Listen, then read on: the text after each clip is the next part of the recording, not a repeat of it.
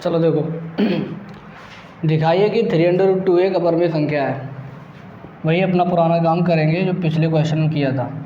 सबसे पहले तो इसको मानेंगे, माना कि 3√2 एक कैसी संख्या है, परिमेय संख्या है। इसके जस्ट विपरीत मानेंगे, ठीक है।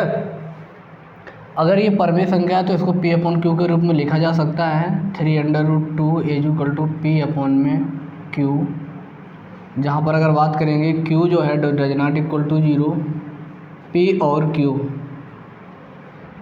कैसी संख्याएं हैं?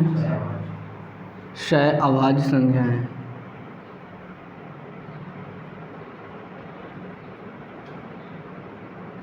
ठीक है। यहाँ से देखो, यहाँ से हो जाएगा हमारा √2 = P/में क्या हो जाएगा 3Q। P/में क्या हो जाएगा, सॉरी 3Q क्या हो, हाँ 3Q हो जाएगा, ठीक है। अब हम क्या करें, इसका वर्ग, इसको मान लें समीकरण नंबर क्या मान लें 1। अब हम आगे देखेंगे तो समीकरण नंबर 1 का क्या करें, वर्ग करने पर, अगर हम वर्ग करेंगे तो √2 का होल स्क्वायर करेंगे और इसका भी इधर होल स्क्वायर करना पड़ेगा। P² में, सॉरी P² का है, P/में 3Q का क्या हो जाएगा होल स्क्वायर। तो ये हो जाएगा 2 = P² में 9Q², ठीक है। इसको इधर लेके जाएं, अगर इसका क्रॉस मल्टीप्लाई करा दें, इसका इधर, तो ये हो जाएगा 18Q² बराबर में हो जाएगा हमारा P², यानी कि ये हो जाएगा Q² बराबर में P² में 18, समीकरण नंबर 2। अब यहाँ से अगर बात करेंगे, चूँकि P² संख्या किससे विभाजित है, 18 से विभाज्य है। P² संख्या 18 से कैसी है, विभाज्य है। अगर P² संख्या 18 से विभाज्य है तो P भी 18, तो P संख्या 18 क्या कर रहे हैं, P² संख्या 18 से विभाज्य है और P संख्या 18 से विभाज्य है।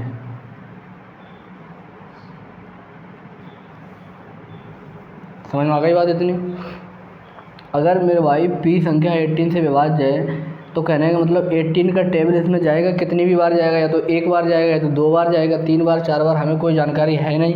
तो जानकारी नहीं है तो P/18 बराबर हम मान ले रहे हैं वो क्या है हमारे पास K1, और K1 जो है वो हमारा क्या है, जो कि एक कैसा है, एक पूर्णांक है।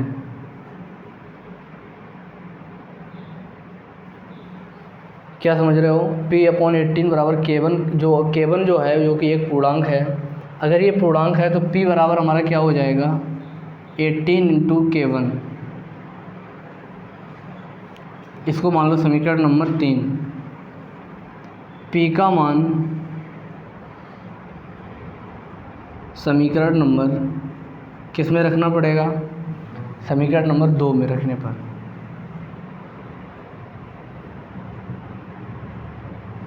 समीकरण 2 में रखने पर तो समीकरण 2 हमारा ये है, Q² = P² में 18, तो ये हो जाएगा Q² बराबर 18 × K1 और अपॉन में 18, इसका ये तो क्या हो जाएगा होल स्क्वायर।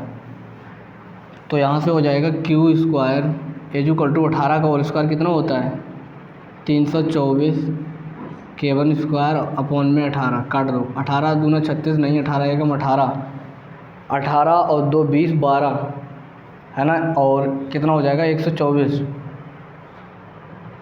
तो 18 कितनी बार जाएगा ये हैं, 18 324, 18 144, यानी कि Q² बराबर हो जाएगा 18 K1²। तो यहाँ से अगर देखेंगे तो ये हो जाएगा Q² अपॉन में 18 बराबर में K1²। तो अब यहाँ से देखेंगे चूँकि क्यू स्क्वायर जो है ना वो संख्या किससे 18 से विभाज्य है, ठीक है, क्यू स्क्वायर संख्या 18 से विभाज्य है, तो हम बात करेंगे क्यू भी संख्या किससे विभाज्य होगा, 18 से विभाज्य होगा। समझ में आ रही बात। अब यहाँ देखो P और Q की वैल्यू तो अलग है, ये तो कन्फर्म पता है क्योंकि यहाँ पर वैल्यू P लिखा है, यहाँ पर लिखा है Q, तो ये वैल्यू अलग है। तो हम बात करेंगे Q अपॉन में 18 रख जो वैल्यू है, ये कुछ भी आएगा वो कितना आ जाएगा, मेरा मान लिया मैंने K2 अगर बात करेंगे ये हमारा क्या है, जो कि एक क्या है, पूर्णांक है।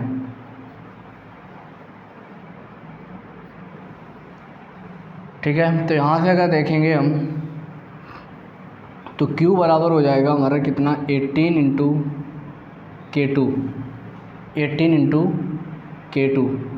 इसको चाहो तो समीकरण नंबर कितना मान लो, 4 माना मैंने, नहीं माना, समीकरण नंबर 4। अब हम देखेंगे अगर हम समीकरण नंबर 3 व 4 से तो यहाँ से P बराबर कितना आ गया था, 18 इंटू K1, यहाँ से Q बराबर कितना आ जाएगा, 18 इंटू K2। अब ध्यान से समझना, सबसे पहले हमने क्वेश्चन में माना था कि 3√2 P और Q हमारी कैसी संख्याएं हैं, सहअभाज्य संख्याएं, वे संख्याएं होती हैं जिनका HCF कितना हो, 1 हो, है ना, HCF इनका 1 हो। अगर यहाँ इनका देखेंगे तो HCF यहाँ कितना आएगा, ये इनका HCF कितना है, 18, यानी कि 18। यहाँ कहेंगे चूँकि P और Q का HCF कितना है, 18 है, जबकि P और Q को पहले ही हम सहअभाज्य संख्या मान चुके हैं, जो कि हमारे इस कथन का विरोधाभास हो रहा है। अगर विरोधाभास हो रहा है तो कहने का मतलब जो तुमने माना था उसका आप विपरीत कहोगे। आप माना क्या था आपने, 3√2 एक परमेय संख्या है, तो आप तुरंत इसका उल्टा कहोगे, अतः 3√2 एक कैसी संख्या है, अपरिमेय संख्या है, अपरिमेय संख्या है। क्लियर, नोट करो फटाफट।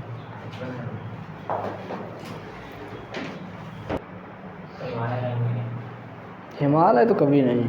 चलो इधर देखो, हिमालय की एक्टिविटी ऐसी, इधर देखो, इधर देखेंगे। सबसे पहले तो क्या करेंगे,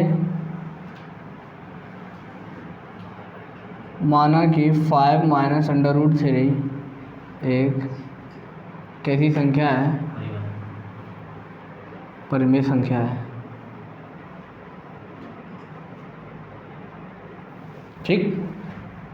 अगर परमेय संख्या है तो 5 माइनस √3 बराबर हमारा क्या है, P अपॉन में Q। जहाँ अगर बात करेंगे Q does not equal to 0, Q does not equal to 0, P तथा Q कैसी संख्या हैं,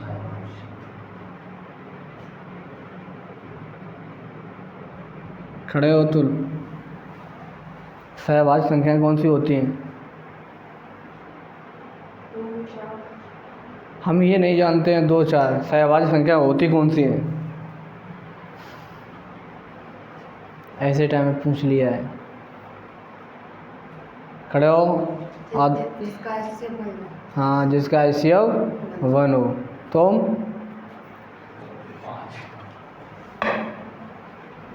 बैठो, देखो इधर तो यहाँ से अगर बात करेंगे तो ये हो जाएगा 5 माइनस अंडर रूट 3 बराबर पी अपॉन में क्यू। तो 5 माइनस अंडर रूट 3 बराबर पी अपॉन में क्यू। ठीक है, तो अगर इस 5 को उधर लेके जाएंगे तो यहाँ बचेगा माइनस का अंडर रूट 3 बराबर पी अपॉन में क्यू, और माइनस का क्या हो जाएगा 5, प्लस का है उधर जाएगा तो माइनस में हो जाएगा। तो यहाँ हो जाएगा माइनस का अंडर रूट 3 बराबर पी माइनस 5। इसको अगर हल कर दें, है ना, हल करेंगे यहाँ से HCF मिलेगा, क्या मिलेगा Q।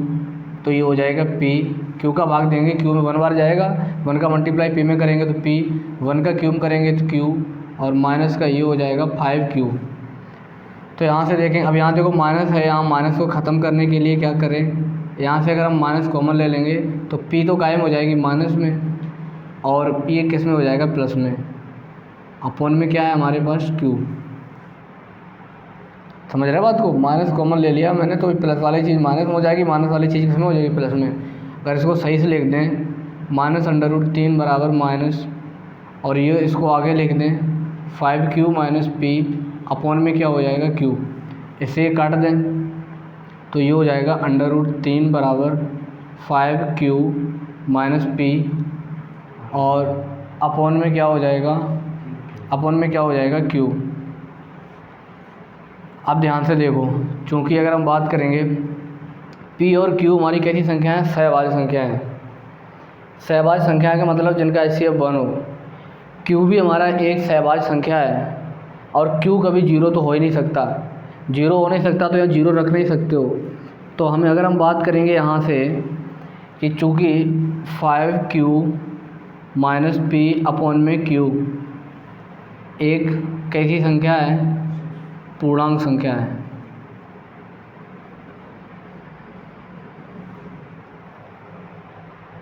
है ना।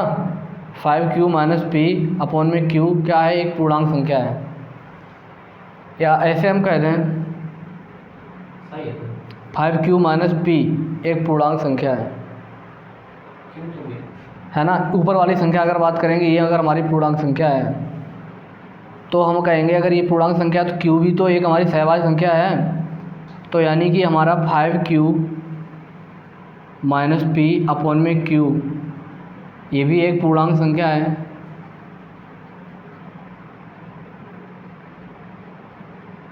पूर्णांक संख्या है, पूर्णांक संख्या है।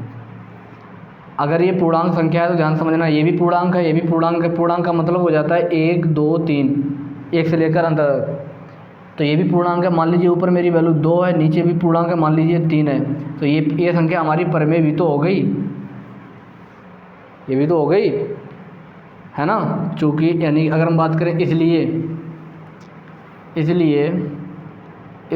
5Q माइनस P अपॉन में Q एक परिमेय संख्या है।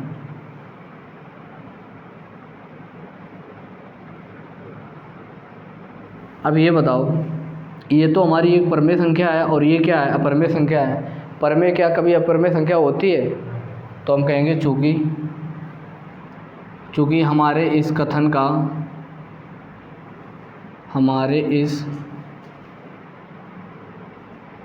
का विरोधाभास हो रहा है,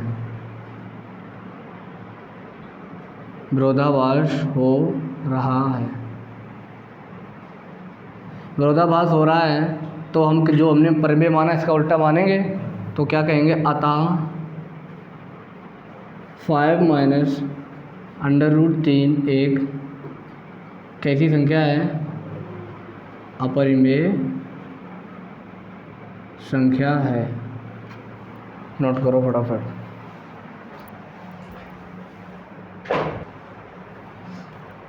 चलो देखो, दर्शाइए कि under root 3 plus under root 5 एक कैसी संख्या है, अपरिमेय संख्या है।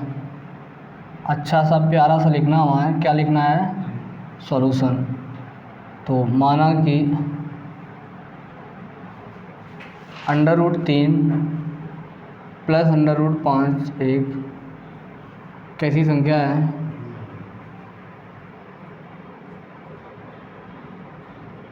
परिमेय संख्या है। ठीक है,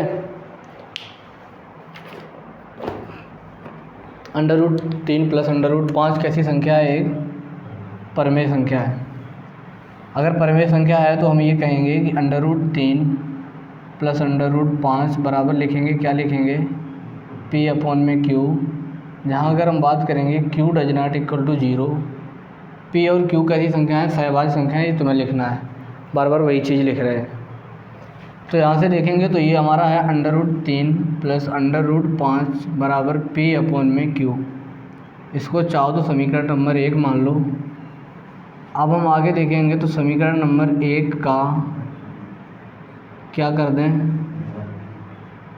वर्ग करने पर, वर्ग करेंगे तो ये हो जाएगा √3 प्लस √5 का होल स्क्वायर बराबर P/Q का होल स्क्वायर। ठीक है, अब यहाँ से देखेंगे तो ये फार्मूला, इसको अगर हम मान लें a, इसको मान लें b, तो ये फार्मूला बन गया किसका? a प्लस बी का होल स्क्वायर। सबको पता होगा, खड़े होके बताएंगे अतुल। a प्लस बी का होल स्क्वायर बताएं।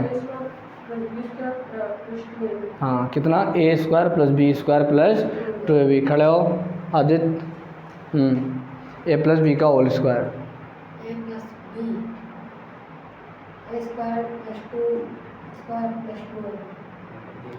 a² plus b² plus 2ab, है ना? याद करो, बैठो। तो ये हो जाएगा हमारा a² plus b² plus 2ab। तो a² का मतलब यहाँ हो जाएगा √3 का क्या हो जाएगा? होल स्क्वायर प्लस √5 का क्या हो जाएगा? होल स्क्वायर प्लस 2a मतलब √3 गुणा √5 और बराबर हो जाएगा P² Q²। √3 का होल स्क्वायर करेंगे तो 3, √5 का होल स्क्वायर करेंगे तो 5, और ये हो जाएगा 2, √ का क्या हो जाएगा? 15 बराबर में हो जाएगा P² Q²। इतनी बात कन्फर्म। यहाँ से अगर हम देखेंगे तो इधर हो जाएगा हमारा कितना? 2 √15 और ये हो जाएगा P² ये 5 3 कितना हो जाएगा? 8। उधर जाएगा तो कितना हो जाएगा? -8। ठीक है, 2 को नीचे अगर हम लेके आएंगे तो ये हो जाएगा √15 बराबर में हो जाएगा, इसको पहले हल कर लो। ये हो जाएगा 2 √15 बराबर में हो जाएगा P², इसके नीचे 1 मान लें, एलसीएम कितना हो जाएगा? Q²। तो P² माइनस का 8Q²। समझ में आ रही बात इतनी? तो यहाँ से हो जाएगा √15, ये 2 नीचे लेके आए हैं, ये हो जाएगा P² माइनस 8Q² अपॉन में 2Q²। ठीक है, अब यहाँ ध्यान से देखो, P भी एक पूर्णांक है, Q भी एक पूर्णांक है ना? तो अगर बात करेंगे P² माइनस 8Q² हमारा क्या है? एक पूर्णांक है।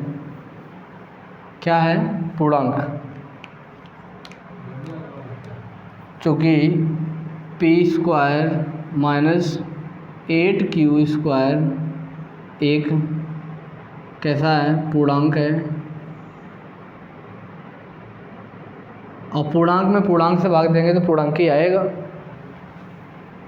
फिर आगे देखेंगे तो P² माइनस 8Q² अपॉन में 2Q², ये भी एक क्या है? पूर्णांक है ना? अब पूर्णांक और अपॉन पूर्णांक परमेय संख्या होती है, तो हम कहेंगे इसलिए P² माइनस 8Q² अपॉन में 2Q² एक परिमेय संख्या है। परिमेय संख्या है। अब ये हमारी परिमेय संख्या है और ये तो हमारी अपरिमेय संख्या है। ठीक है, तो परिमेय कभी अपरिमेय के बराबर नहीं हो सकती है। परिमेय कभी अपरिमेय के बराबर नहीं हो सकती है, चूँकि हमारे, यानी कि यार लिख दो अतः, या ये कह दो इसलिए, है ना? इसलिए इसलिए हम कह सकते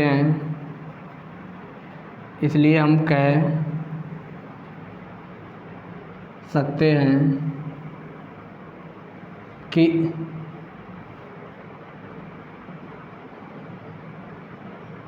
हमारे इस तथ्य का विरोधाभास हो रहा है, अतः जो मैंने माना था इसका विपरीत कहेंगे। क्या कहेंगे? √3 + √5 एक कैसी संख्या है? अपरिमेय संख्या है। ठीक है, इसके जितने भी टाइप बनने वाले थे वो सारे हमने कवर कर लिए।